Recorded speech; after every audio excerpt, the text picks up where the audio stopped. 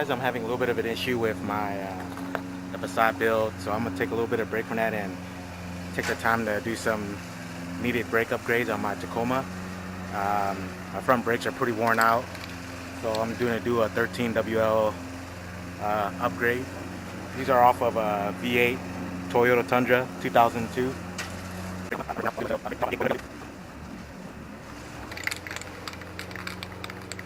Put an alcohol wipe to make sure there's no oils on the surface. Also keep in mind the 2002 to 2004 Toyota Tundra V8 came in with two different brakes, the SW13 and the 13WL. They're both upgrades for the Tacoma, but the 13WL are the bigger brakes.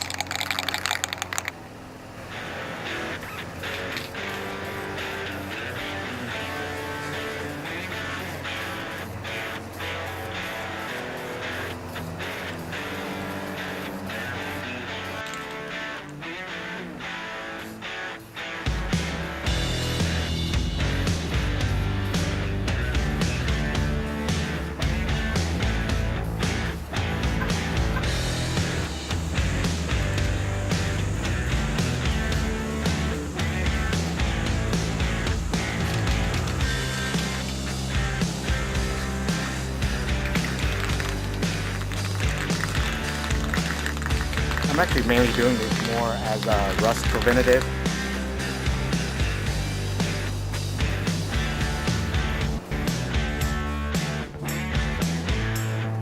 That's all she wrote for that. I'm gonna let it dry and cure overnight in the garage. Alright guys, so you saw me painting the calipers yesterday, so we're going to go ahead and start installing the Tundra brakes onto my Tacoma. And there's a little trick that you have to do to get these brakes to work, but we'll get to that when we get there.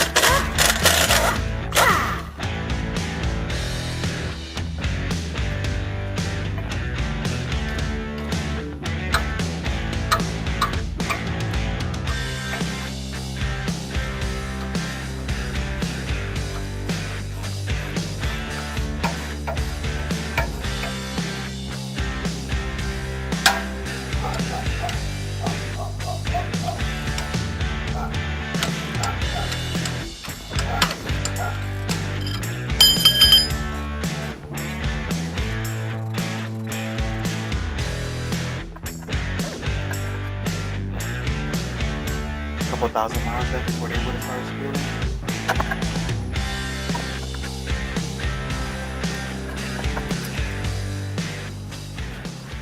If you watch my videos, you probably see me use this hammer a couple of times. I think it's like a rawhide hammer. I forget what it is. It's been a long time since I've looked at it, but take a look there. It's perfect for stuff like this. You know, if you don't want to damage the rotor. It has a lot of weight and strength to the head, but since the end is like compact cloth or rawhide, when you hammer it, it doesn't damage the metal, but it still has the same impact.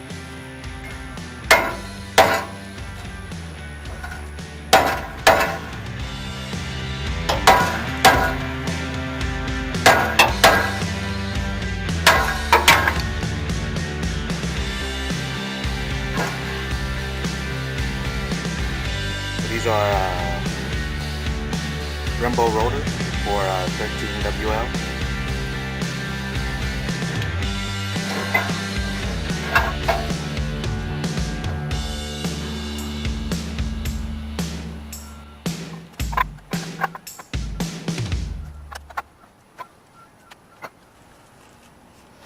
So we're getting a little bit of a collision right here. So we're going to go ahead and cut off the excess.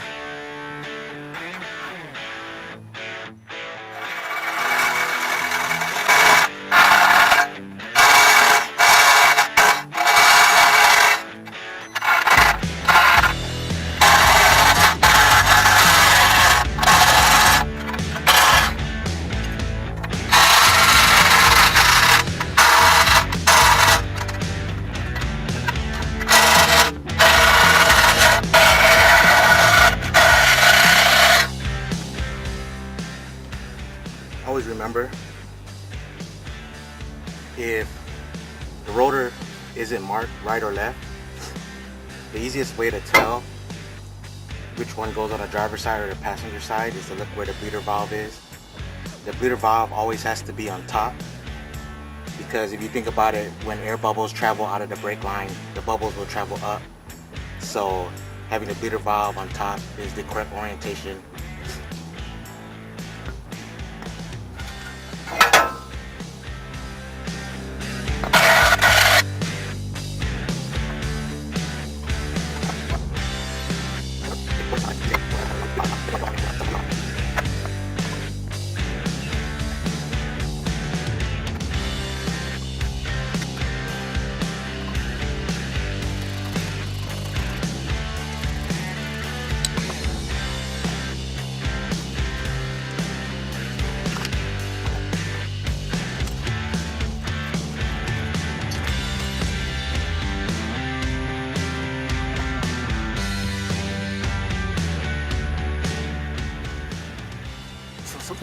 Something to take note of on the 13WLs, you can see in there, there's a little dimple in there that's built into the caliper that the W13s and the Tacoma brakes don't have.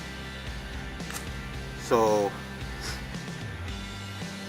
the way around that is to have one of these, just have the stock one, and to tap out that centerpiece there. I'm pretty sure you could just buy one for a Tacoma, a Tundra, but you know, these are pretty expensive. I think they're like 20 bucks each or something like that. I forget. Well, I guess it depends on where you get it from, but I'd rather not have to spend the money if I don't have to. So what I'm gonna do is just gonna tap it out with a drill.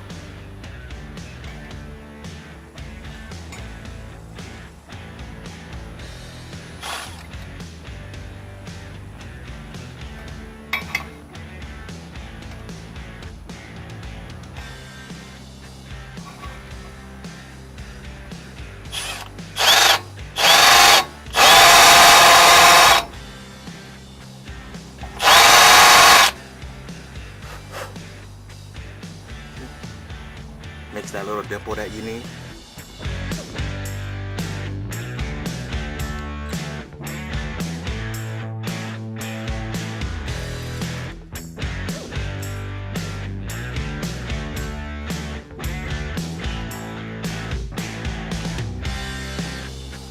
And always remember to check the brake reservoir before moving on to the next brake, because you don't want to completely drain that reservoir and increase the amount of work you have to do by having to bleed all 4 brakes instead of just doing the front.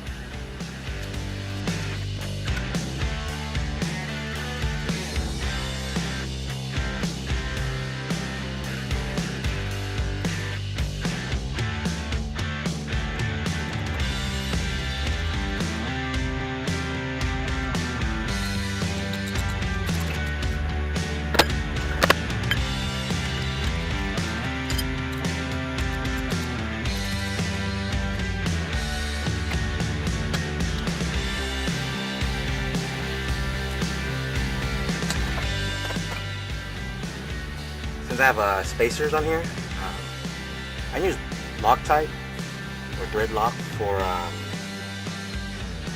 the nuts on the spacer, just because I don't want to torque these down to 90 or 100 foot-pounds of torque.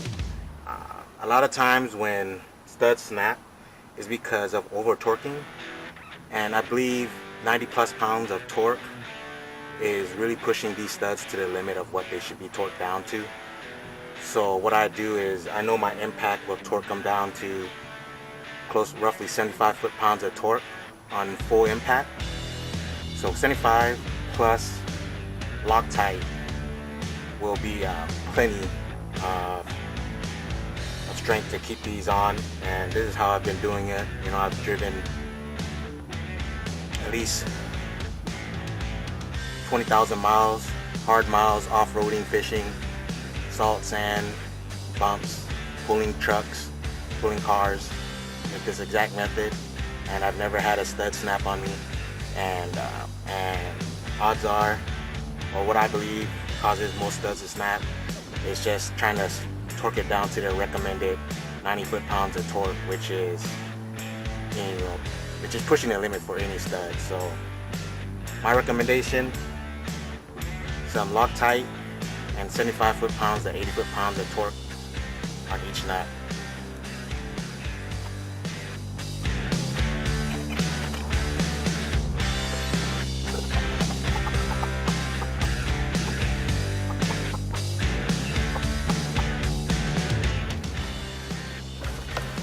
Whenever you put nuts or bolts onto a wheel hub, always hand thread them first.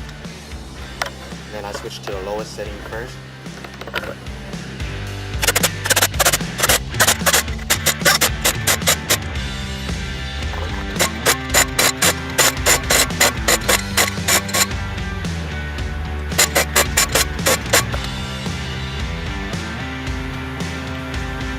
One side down, now to start on the other.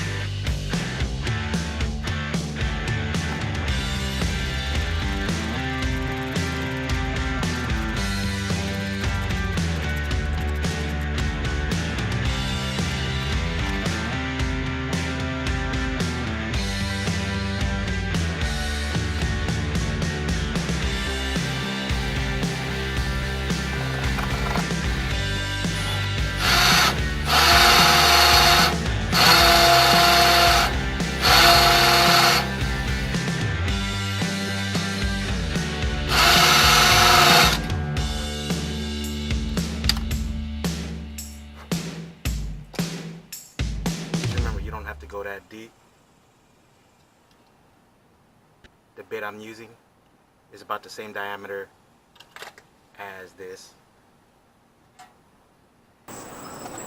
Alright, it's starting to get dark, so it's going to be hard to videotape the rest of this, so I'm going to end this video here. The only thing I have left to do is bleed the brakes and put the wheels back on.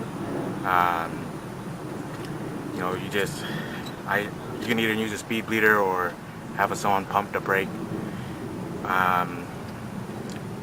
In this situation, I'm gonna have someone come over and pump the brake. But that's pretty much it for the brake swap. To put in the brakes from the V8 Tundra. It's normally the Tundra from 2000 to 2005, and the Sequoia front brakes I think is 2004 to 2005.